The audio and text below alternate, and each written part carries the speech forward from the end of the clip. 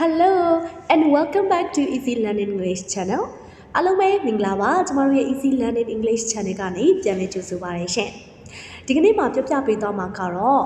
for during while ဒီစကားလုံးတွေရဲ့အသုံးပြုပုံလေးတွေနဲ့သူတို့ရဲ့ခြားနားချက်လေးတွေကိုပြပြပေးသွားမှာပဲဖြစ်ပါတယ်။ Okay, let's get started.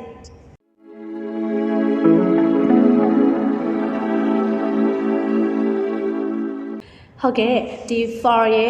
during during ကဒါက American accent နဲ့ထွက်တာပေါ့နော် American အတန်ထွက်နေဆိုရင်တော့ during ဒီတန်ဒါတန်ကိုထွက်ပြီးတော့မှ British accent နဲ့ထွက်မယ်ဆိုလို့ရှိရင်တော့ during လို့ထွက်ရပါမယ် during ဒါက u ဆိုတဲ့အတန်ထွက်ရတာပေါ့နော် during ဒါကတော့ကိုကြိုက်တဲ့ accent နဲ့ထွက်လို့ရပါတယ်နောက်တစ်ခုက while ဒီစကားလုံးတွေကတော့အချိန်ကာလကိုပြတဲ့စကားလုံးတွေဖြစ်တယ်အားလုံးလည်းသိပြီးသားအဲ့တော့ဘယ်လိုလေးတွေအသုံးပြုလဲဆိုတာလေးကိုပြပြပေးပါမယ်ပထမဦးဆုံး for ဆိုတဲ့စကားလုံးဒီ for ကကြတော့for plus a period of time for ရဲ့နောက်မှာ period of time ပါတယ်အချိန်ကာလသူကအပိုင်းခြားပေါ့နော်အချိန်ကာလဆိုတာကဘလောက်ကြာတယ်ဆိုတာကိုပြောတဲ့အခါမှာ for ကိုသုံးတယ်ဥပမာ for 2 years for 2 hours for 2 weeks for ages ဒီလိုမျိုးတွေဘလောက်ကြာတယ်ဆိုတာကိုပြောချင်တဲ့အခါမှာ for ကိုသုံးတာဖြစ်ပါတယ်ဥပမာ sentence လေးနဲ့ပြပြပေးပါမယ်We watched TV for 2 hours last night ဒီမှာဆိုရင်တော့We watched TV for 2 hours last night ပြီးခဲ့တဲ့ညကကျွန်တော်တို့ TV ကိုပေါ့နော်2နာရီကြာကြာကြည့်ခဲ့တယ်ဒီညမှာဆိုရင် for 2 hours ဒါက2နာရီကြာတယ်ဆိုရဲကြာချိန်ကိုပြောတဲ့အခါမှာ for နဲ့တွေ့သုံးတာဖြစ်ပါတယ်မြတ်မြတ် stayed in London for 3 weeks မြတ်မြတ် stayed in London for 3 weeks မြတ်မြတ်ကလန်ဒန်မှာရက်တစ်ပတ်3ပတ်ကြာကြာနေခဲ့တယ်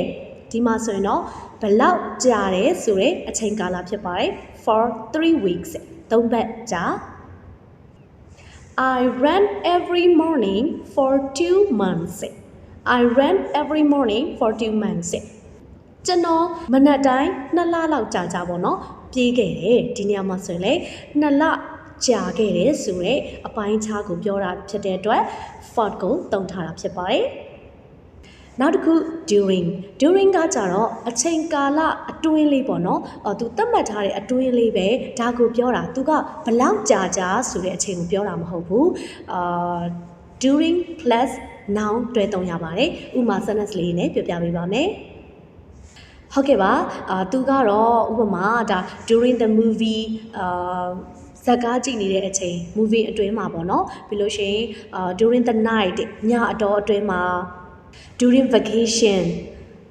အားလည်းရမှာ during the holiday အားလည်းရမှာဒီလိုနေရာမျိုးတွေမှာဆိုရင်တော့ during ကိုသုံးတယ်ဥပမာ sentence လေးတွေကိုကြည့်လိုက်ရအောင်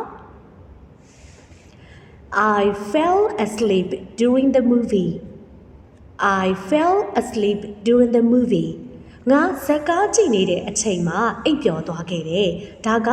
ဘလောက်ကြာကြာအိတ်တယ်ဆိုတာကို तू ကပြောတာမဟုတ်ဘူးဇာတ်ကားကြည့်နေတဲ့အတော်အတွင်းလေးမှာအိပ်ပျော်သွားတယ်လို့ပြောတာဖြစ်တဲ့အတွက်ကြောင့်မလို့ during the movie လို့သုံးထားတာဖြစ်ပါတယ် the movie က noun ပေါ့နော် during the movie ဇာတ်ကားကြည့်နေတဲ့အတော်အတွင်းမှာဇာတ်ကားချိန်တွင်းလေးမှာအိပ်ပျော်သွားတယ်နောက်တစ်ခု I will go somewhere during vacation I will go somewhere during vacation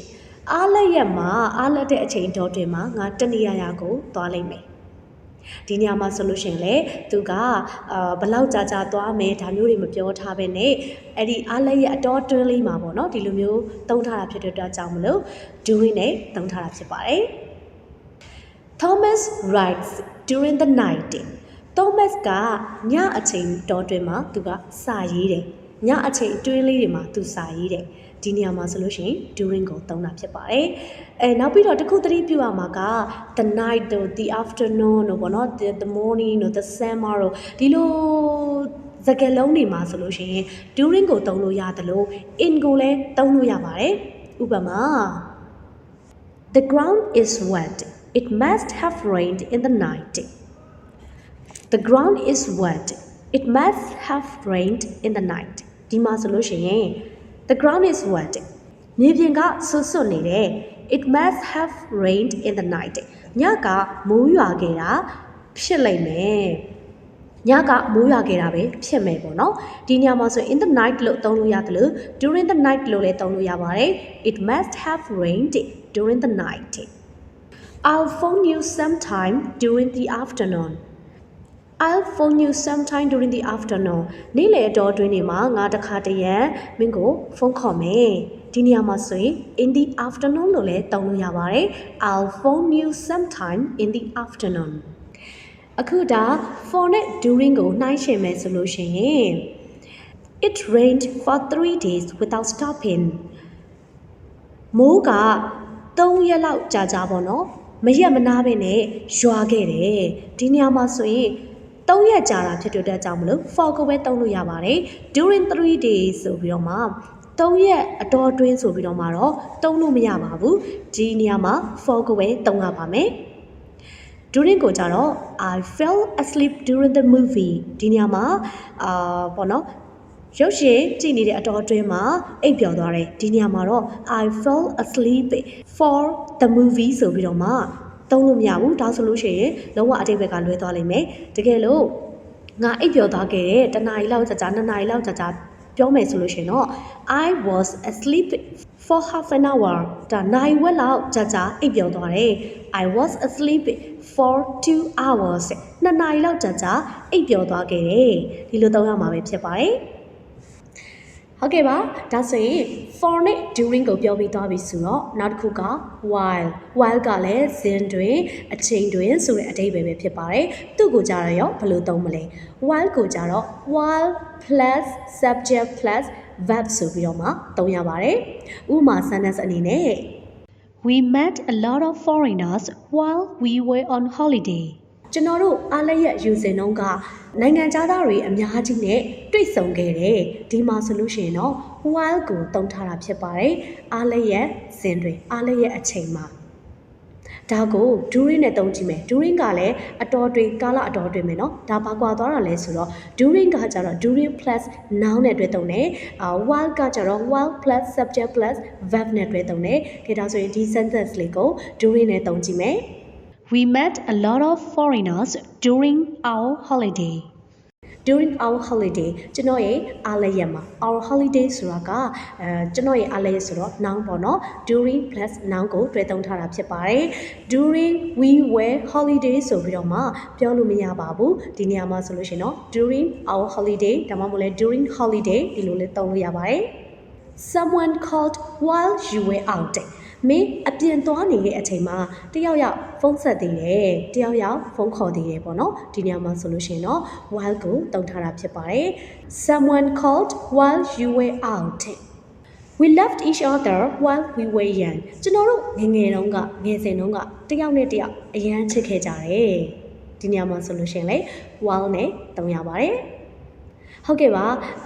အနာဂတ်ကိုပြောမယ်ဆိုရင် while နဲ့သုံးမယ်ဆိုရင်will ဆိုတဲ့စကားလုံးသုံးစရာမလိုတော့ပါဘူးကျမတို့တွေပုံမှန်အားဖြင့်အနာဂတ်ကိုပြောမယ်ဆိုလို့ရှိရင် will ဆိုတဲ့စကားလုံးသုံးရတယ်လုံးလိုက်မယ်ပေါ့နော် will eat စားလိုက်မယ် will go သွားလိုက်မယ်